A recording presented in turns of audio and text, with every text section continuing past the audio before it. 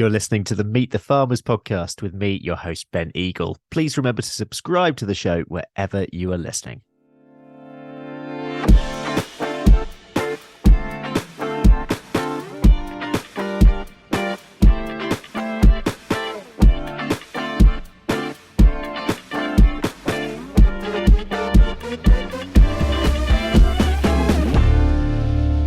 Hello, everyone. Welcome to episode 216 of the Meet the Farmers podcast with me, Ben Eagle. And it's a special one today as we're marking the 5th anniversary of Just Farmers, which, if you don't know it, is a unique communications project for British agriculture. It was founded by agri journalist Anna Jones following her Nuffield Scholarship and has now seen dozens of farmers passed through its doors. So today we're going to reflect back on those 5 years, ask what Just Farmers is all about, how it helps farmers and the media, and ask what its future might be. I'm joined by its founder, Anna Jones, as well as rural affairs journalist and broadcaster Tom Heap, and two farmers who have been through the Just Farmers programme, Charles Goadby, who was in the first group, and Ceri Squire, who was in the most recent 7th group. Welcome to you all. Thank you so much for doing this. Anna, let's start with you. 5 years of Just Farmers. How does it feel? I can't believe it. And in fact, Ben, I didn't even realise until Emily Davis, who's our fantastic managing editor, reminded me. And time just goes so fast. You don't think of the years ticking by. When I look back on what we've done and the tiny kernel of an idea that it came from, and that it's actually real and is still going despite the pandemic, which really gave us a knock, it's a lovely feeling. I feel incredibly proud, actually. Yeah, and of course, 5 years, but 7 groups. So some years you've been particularly busy. Yes. So we aim to do 2 groups a year, but COVID 2 years sort of went very strange. It was touch and go because funding at that time, our coffers weren't overflowing, let's put it that way. And the pandemic, we just seemed to be coming out of it, and then something else would come and we'd be back into lockdown. And I really wasn't sure if we would come out the other side. And here's where, Alex Price, who's been involved in Just Farmers from the very beginning as well, who set up our filming on your phone workshop, was really the driving force that kept it going. Was like, no, this will survive. This really will keep going because it's needed. People believe in it. We have to keep it alive.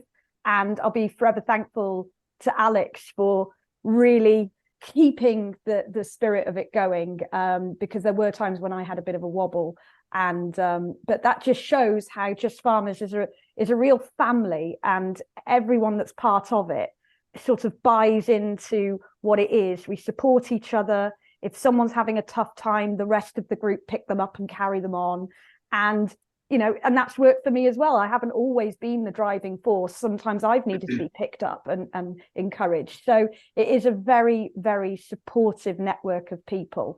So for anyone listening who doesn't know about what you do, what is it and why did you set it up in the first place?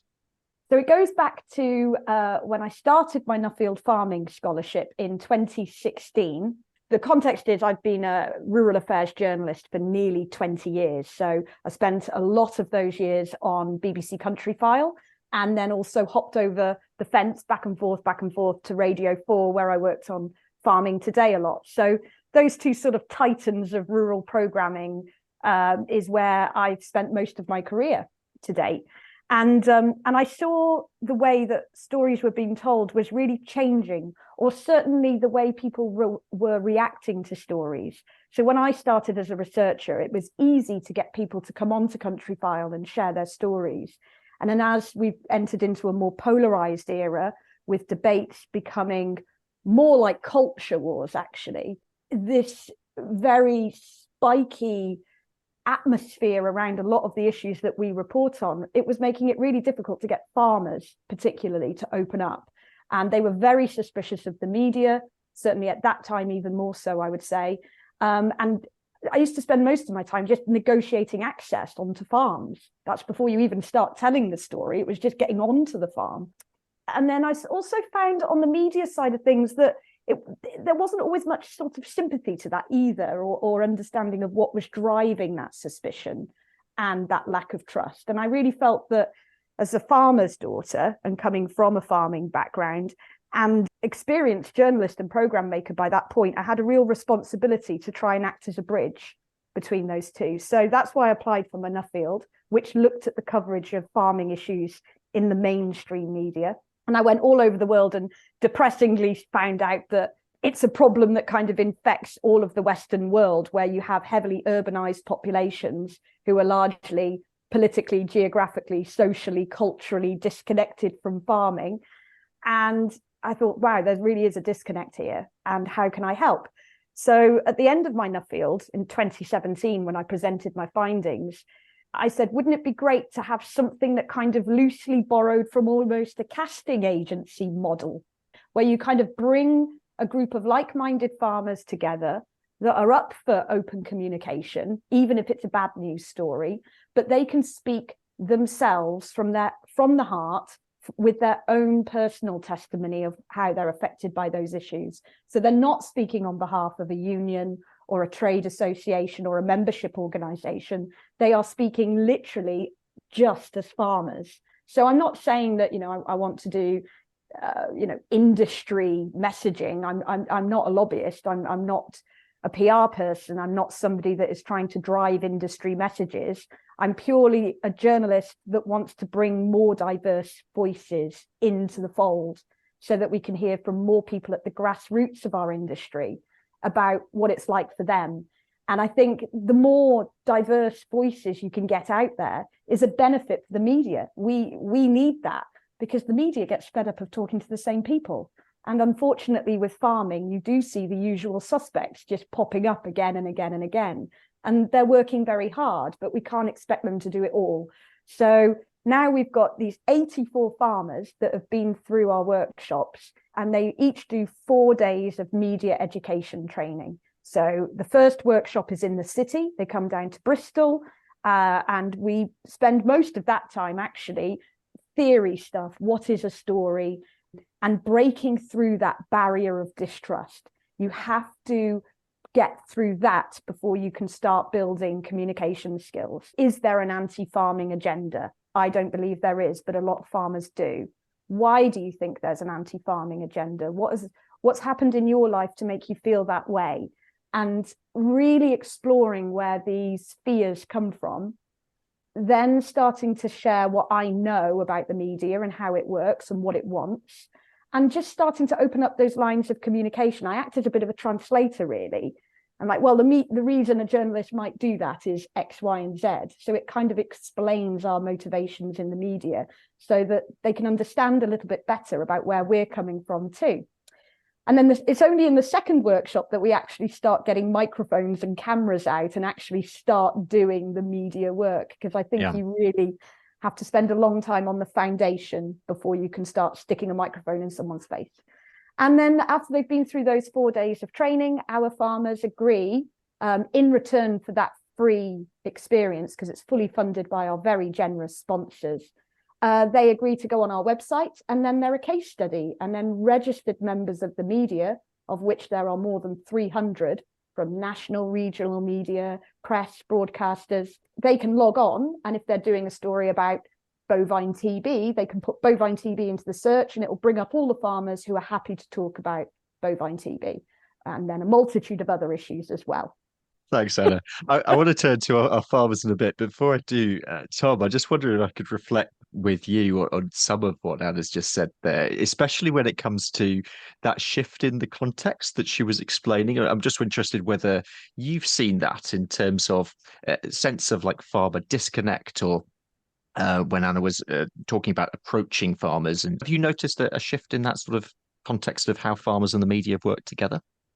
I'm not sure if it's become any more polarized than lots of other parts of the media, as Anna has reflected, in a media landscape that's increasingly dominated by social media, which in turn is attracted to clickbait and extremes. To a certain extent, it has followed in the wake of that people at least have the feeling that debates are more polarized. I think there's always been, as long as I've been in rural affairs, which is basically all of this century, from about 2000 onwards, there's been a feeling that the farmers and the media were somewhat separate. In fact, I mean, the first truly rural affairs job I got for the BBC was as rural affairs correspondent in 2003. And that in turn came out of the Countryside March and the reporting of all the fox hunting stuff then, when rather memorably, the BBC sent one of its foreign correspondents to report on what was happening in the fields of Britain, which quite literally made it seem like another country. And at least the corporation had the self-awareness to realise that probably wasn't a great look, and they needed to probably improve their coverage of rural affairs. And so they appointed a rural affairs correspondent, who incidentally at the time lived in Brixton in London and doesn't have a farming background. And that was me. I then moved out to the Midlands to cover it. But that was a long way round of saying, I think there is a disconnect between the media and farming. It's not unique in that. There is a disconnect between the media in quite a lot of areas. And in fact, one of the inspirations I think Anna would acknowledge for this was something called the Science Media Centre, which was seeking to make a bridge between science and the media, because a lot of they felt like two separate tribes with misunderstanding and occasionally suspicion between the two. And what was done there was a system to try and bring the two together. And I think that's incredibly valuable. I mean, it's just an acknowledgement that if you look at the sort of recruiting base for media and the recruiting base for farming, they're not completely separate, but they're Venn diagrams that don't have a huge amount of overlap. And I think when you've got something like that, an organization like Just Farmers, which very deliberately builds bridges with concrete examples of what either side is going to get out of it, is incredibly valuable, and has indeed proved so for me and a number of my colleagues who I've spoken to about it. Let's turn to our farmers. Ceri, over to you. Why did you apply for Just Farmers in the first place? My name is Ceri, and I'm a farmer from South Wales, and I fell into farming through marriage. And so I'm not from a farming background, so it was just a really steep learning curve. But I did have an Instagram account because my friends kept on saying, "Oh, what are you doing on the weekend?" And it was like, well, we're on the farm. We're doing work at the farm. I got this Instagram account, but I was really conscious of the fact that it's like highly idyllic. Do you know what I mean? It wasn't really, I didn't want to show what happened on a day-to-day basis, because it's great fun and it is idyllic sometimes, but it is hard work. And when it's raining and the muck and the stress of just chasing animals about and things like that, that's not portrayed as well. Sort of, that's why I really thought I wanted to be able to have the confidence to give it, to let people know about that. Not only that, I used to work in a rural play group. Unfortunately, nearly every child, when asked where do milks and eggs come from, said the supermarket. And this is a rural community where they're surrounded by animals. I just felt that they're not aware of where their food comes from. And I think that's really important to get them at an early age, because they're just like, they really want to absorb all the information and they're really interested, and they've got no sort of preconceived ideas about it. And it's just an ideal opportunity just to make people more aware of where their food comes from. I was listening to a podcast, competition maybe, the Year to the Ground podcast, which is the That's a good one, that's fine. Yeah, that's okay. And Anna was talking on it, and on it she described how she'd been lambing on a farm, and there was a death of a ewe, I think, on the farm, and it really struck me that that's the experience that I've been going through, and I'd never heard it elsewhere from someone, and it just really sort of resonated with me. I Googled a bit more on you, Anna. I apologise. I'm not stalking you. I'm sure. Bit of stalking. That's all right. Yeah. I'm glad you did. and saw about the Just Farmers, and it just sort of thought, yeah, I'll give it a go. And yeah, out of the blue, was emailed by Emily, and yeah, it was very fortuitous to be picked to go in Group 7, and I'm so glad that I was. It's been amazing, meeting lots of amazing people, learning so much about it, and also a realization from the journalist side of it. That few days in Bristol was a real eye opener for me. In what way, Ceri? Well, I was aware that journalists had deadlines, but I think the way that you've said when we were discussing about deadlines, that it might be like a phone call in the morning and you've got to have a report out, by within a couple of hours.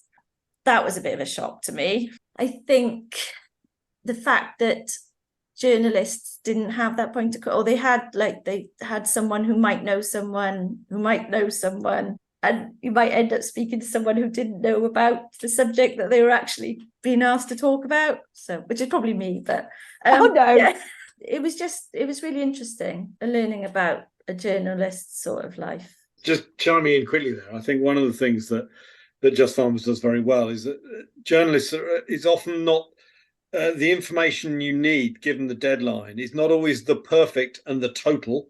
It's the available, and this is going to sound slightly self-damning, the accurate enough. And what Just Farmers does really well, and not the only resource of this, is you can find someone who can give you a pretty good plausible answer on such and such in very short notice. I don't do so much day-to-day news anymore, but when I did, as Ceri's just said, you'd be woken up by the editor, or you get up and the editor from the 1 o'clock news would ring you and want something on the 1 o'clock television news by 1, and they'd be ringing you at 8 o'clock in the morning. You've got to find it, film it, edit it, and deliver it in about 4 or 5 hours. And having a resource that makes that easy is very important. And this is the other thing, Anna, isn't it? It's cross-sector as well. So whatever story you're writing or whatever story you're researching, there will be someone within those 80-odd farmers who could be a good contact. Yeah, and we've been really strict from the very beginning. And I think this is my BBC background coming out, that we are not in any way biased towards one sector over another, one system over another. We are a fully inclusive broad church. And if you're farming and you're up for communicating in a positive way, and you're open, you're not defensive, you're kind, and you're doing your job to the best of your ability, and you're engaged in the issues, then that's what we look for. We aren't pushing an agenda, and sometimes people expect us to. Not all of our farmers agree. We have very mixed workshops, and they will have different approaches to doing things. But what we've been able to show in Just Farmers is that you can have healthy, rigorous, but empathetic and understanding debate. You don't have to all agree. And we seem to be in a society now where people only want to be around people they agree with. And in a Just Farmers workshop, we have such diverse systems. They can sit next to each other and have a cup of tea and a sandwich and get on perfectly well. So we're kind of coming out of, we're not an echo chamber. And I think the media has been really surprised by that. I've had journalists go, who are you funded by? What's your angle? What are you trying to achieve? What's your message? There is no message other than I want to get more ordinary voices out there that aren't aligned to a particular organization or a particular message. And that's it. And then the journalists are kind of looking for the kind of what's the hidden bit, the hidden agenda, and there genuinely isn't one. Charles, let's bring you in and just learn a little bit more about your experience, because you were involved from the very beginning. You're in the first cohort, so I'm just interested in your learning points and how you've perhaps developed since then as well. Yeah, so we are in Warwickshire milking 350. We're quite an intensive system, so our cows are housed all year round. But that's alongside a beef unit and about 1,000 acres of arable land as well. When I joined up, crikey, good 5 years ago, it would have been for the first one. It was a bit of an unknown for me, so nobody really knew about Just Farmers, and it was my next door neighbour that came down with a copy of, I think it was a Farmer's Guardian, and said, have a look at this. This is what you should be doing. Because I've always been quite opinionated. I like to share my views and thoughts. But I mean, back then, I say to Anna, Just Farmers has changed me so much, because I used to be the angry little man shouting at the TV, frustrated at what I was seeing, but doing nothing about it. So with the help of Anna, Alex and Just Farmers, it's shown me how to get my story out there and be able to tell the truth about farming. And I've learned over the last 5 years, well, I learned quite quickly, the media are absolutely desperate for our story. You know, there's nothing more in vogue at the minute than food and farming, but they just can't get it. And I know my dad has always moaned, you know, the media, you know, don't trust the media. They twist things. They make all this rubbish up. You only have to look at the TV and it's all, you know, anti-farming agendas, anti-livestock. But that isn't the media telling that story. That's them telling the story that's been given to them. And it's only because they haven't got the alternative. So the more we can get our story out there and the truth and the good things about farming and food production, the more we're going to see that on the agenda as well. And can you take us through some of the ways that you've been interacting with the media, perhaps some of the stories over the last 5 years? Or what have you been doing? Oh, crikey. I have a memory, like I said, but I struggle now. So I mean, one of the big ones for me, which really set a big ball rolling, was we had breakfast TV come early morning to do a story about, I think it was cost of food and milk production. And through that, I got chatting with the production team and the cameraman specifically. And then between the two of us, we've actually come together and decided to make a bit of a documentary about farming and food production, which was really good, really exciting. But, you know, we'd only literally just talked about this during between shots and takes. And then it was when we went into the farmhouse kitchen, I'd made everybody a bit of breakfast and coffee and that, and we all went in. And the cameraman, he was fine. He'd already had something to eat. And then I came out with a coffees. Yeah, he had one, but he took his black. And then it was the presenter turned around and said, Mark, how long have you been vegan for now?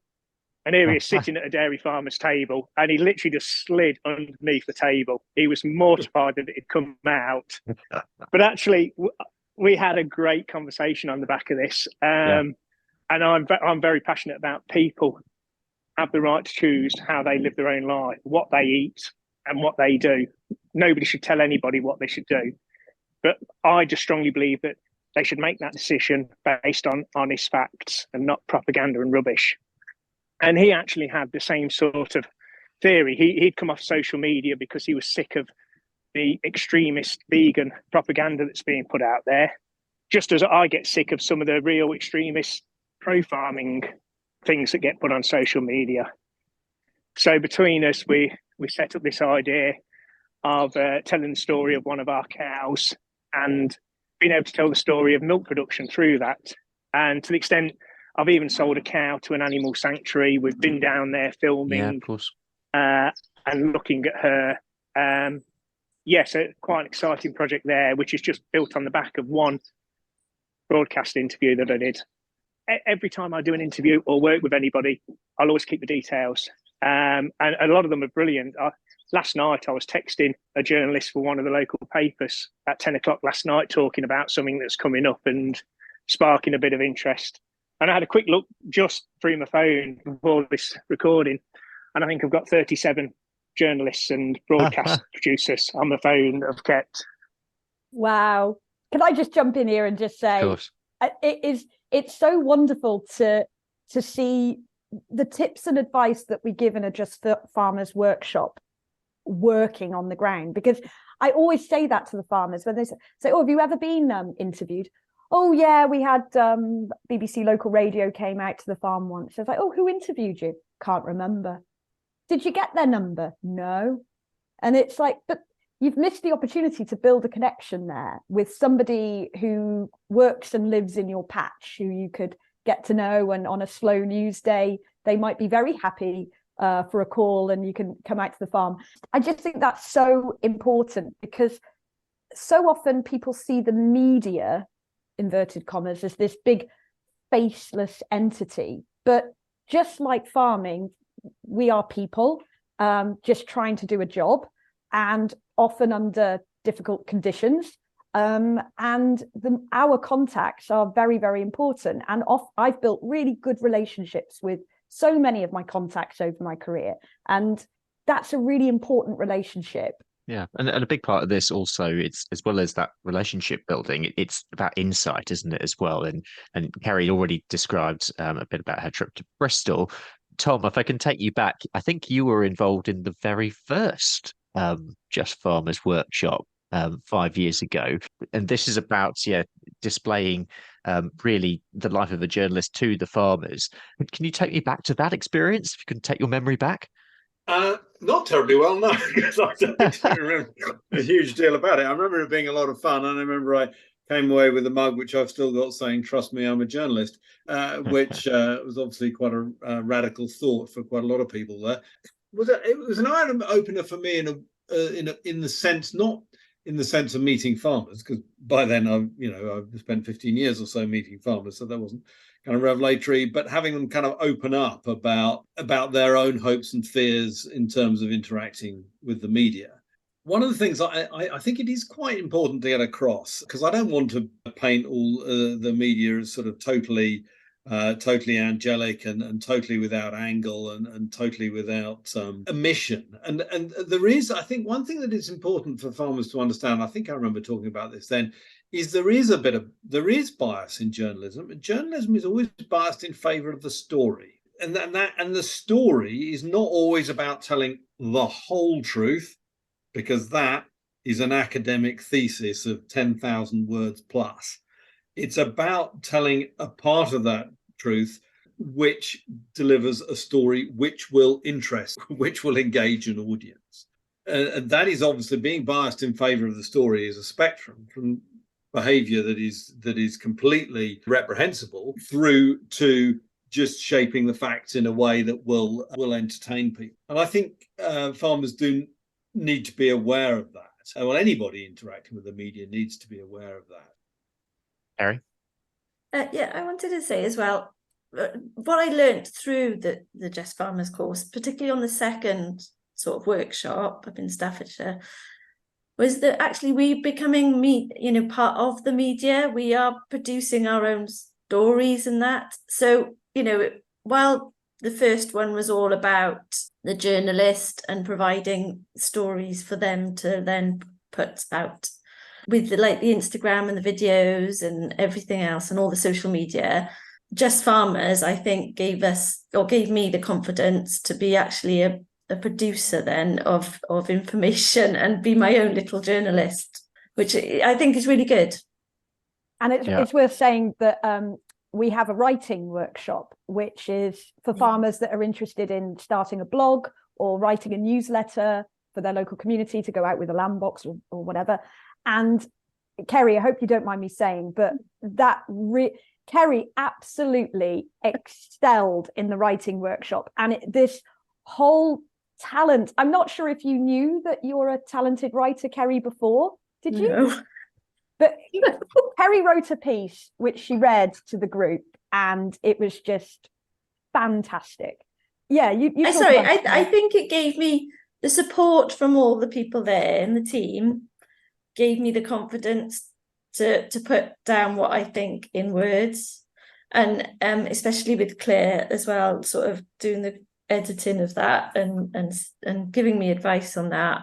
Yeah, Claire Hargreaves, I was really proud of that piece, and I also had the confidence to read it out to the group by the end of the session, and that in itself has been a real bonus to me. Is my confidence boost. Yeah. I think this is another good point to make as well, isn't it? This is about learning by doing. Just Farmers is very much about action as well. And it's about getting an insight in all different forms of the media, as well as, so looking at the conventional side, we're looking at print media, we're looking at broadcast, but it also goes right the way through to the spectrum of social media as well. And Anna, has that sort of grown and developed over time? Because I'm guessing when you started out 5 years ago, you had a rough idea of where it was going, but it has grown as it's gone on, hasn't it? Unbelievably, no two workshops have been the same. Like, we started off with a basic format, which has stayed the same. So I think we got that right at the beginning. But it is just evolved with every single group that's been through it, and we've just built on it. In workshop 1, it was me and Tom came in to do a session, and that was it, actually. And now we have, on the second workshop, which Ceri just mentioned in Staffordshire, we have 4 breakout sessions which the farmers rotate around. So one will be with me doing radio, and also with you, Ben, doing podcasting. Indeed. So we have a radio and podcasting session. So there'll be 4 farmers with us. Then we have Alex Price, who does filming on your phone to make video content for social media specifically. So 4 farmers will be with him.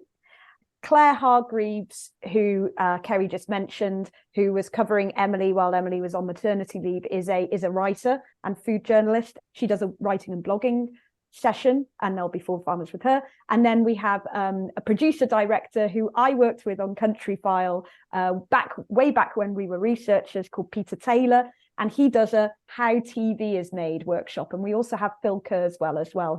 So they kind of share that workshop between them. Phil Kurzweil, who is Tom and I have worked with for many years, who's a producer director in television, and also Peter Taylor, who's a PD as well, and that's a TV. And then we also have Emily, who will do a social media session, which is more about understanding the different platforms and the algorithms, and how Twitter works, how Facebook works, how Instagram works, how to tailor your content for different platforms, how to make sure it gets retweeted and generated out there. And we also have loads of guest speakers that come in. So whether they're talking about social media, or we have guest journalists like Tom. Charlotte Smith has been along to a workshop. Heather Simons, Emma Campbell, people from BBC Farming Today, who come and they do interview practice with the farmers, and to give the farmers the sensation and the experience of being grilled a little bit. And that's been wonderful. And at the same time, they build a load of contacts. So it has just grown into this brilliant network of supportive journalists and producers who believe in what we're doing and have lent their support and experience to our workshops.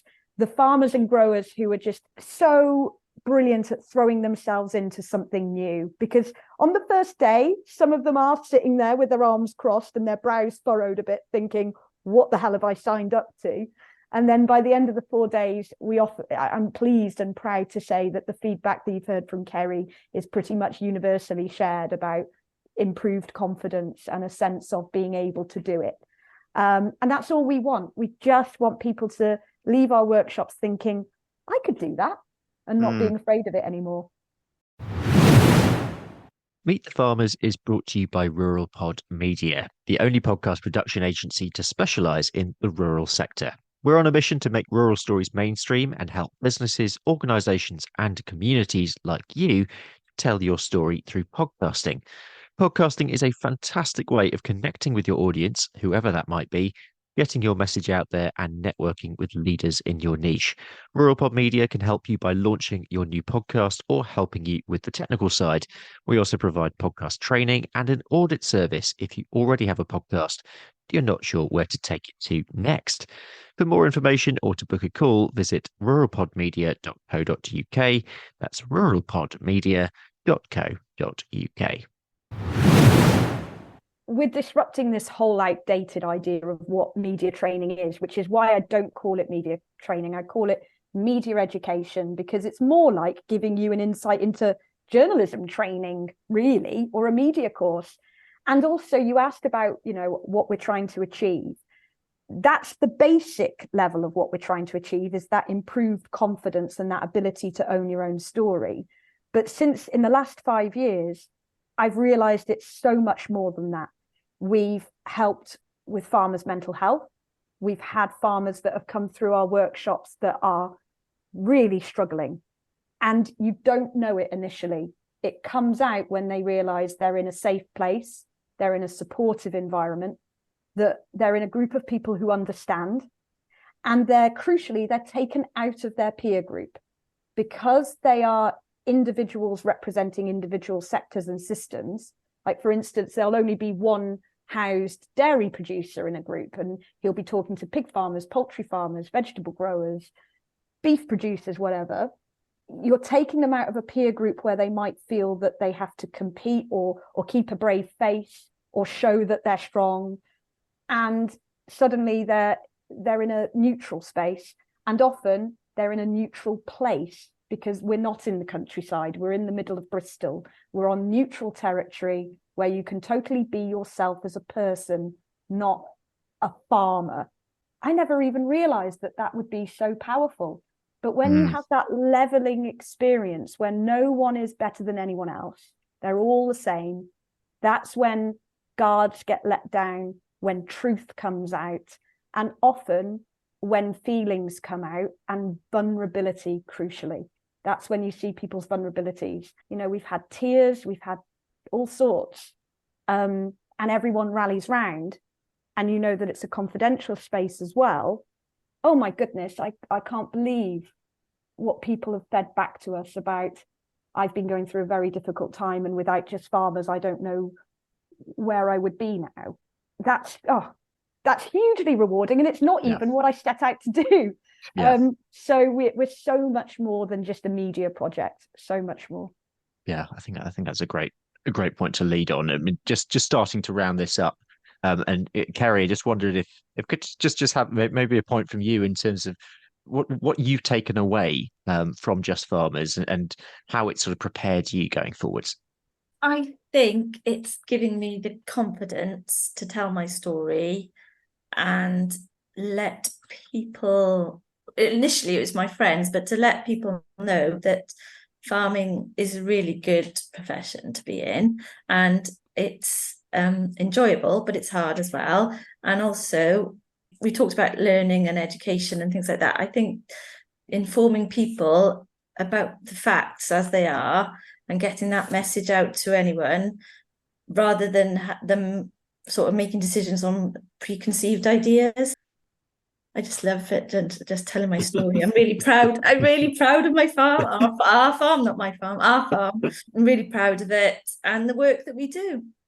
You know, I love my animals, and I just want to share it with everyone. Yeah. Charles, a closing comment from you? Yeah, I think it's like Ceri's just said, it's being proud of what you do, and we're all proud of what we do, and we all farm in very different ways. And that doesn't mean to say that how I farm's right and somebody else is wrong, or vice versa. So for me, it's we've all got our story to tell. So why don't we tell our own story before somebody else tells it? And somebody who wants to put a different slant or a different angle on it, just own what you do and be proud of it. We've absolutely nothing to hide, only things to be immensely proud of. Anna, what's next? Will there be another workshop next year? Where's Just Farmers going? Well, this is where I need everybody listening to really listen up now, because we are 100% funded by charitable grants and donations. And we are very, very lucky to have some very loyal and generous and supportive sponsors, the Mercer Family Charitable Foundation. I can't thank them enough. We would have fallen on a cliff long ago without them. We've also had support from the Royal Countryside Fund, the Frank Parkinson Trust, and the Central Region Farmers Trust as well. But they can't do this alone. We need more people to support us. And we are only funded up to April next year. And if we don't secure funding to keep going, we're going to lose Just Farmers. We need funding, and it's got to the point now that we've actually had to put a little bit of a break on recruitment so that Emily, who only works 3 days a week, can put her full focus and energy into ensuring the security of our project going forward. And what we're looking for is funding, and we can say that we've got it for 3 years, because the problem with being very hand to mouth year on year is that a year goes fast. And before you know it, you're thinking about, oh God, when are we going to get the money for next year? So it's been a bit hand to mouth, and we want to try and get ahead of ourselves so that we can really consolidate what we do and just focus on the work we do, rather than constantly worrying about how we're going to pay Emily and run the workshops and all these other things. So yeah, there is a big focus on funding now. So if anyone listening is interested in funding Just Farmers, or knows somebody that might be, please email Emily at justfarmers.org, or myself, Anna, at justfarmers.org. But we need your help. And if you have listened to this podcast and you've said, God, I can see how that really works, join us and help us keep it going, because there is nothing else like Just Farmers. We are the only project that works in this way. Nothing else like it. Help us survive is my main point. Gosh, well, I think that's probably the point to end it on. Quite ominous, and just a point from me as well. I mean, I've only been involved in the project for the past year or so, but it has been, it's a pleasure to work with these farmers, and it's been a real personal insight into what the project gives. And I would definitely echo Anna's comments. So yeah, please do drop a message to Emily. That's emily@justfarmers.org.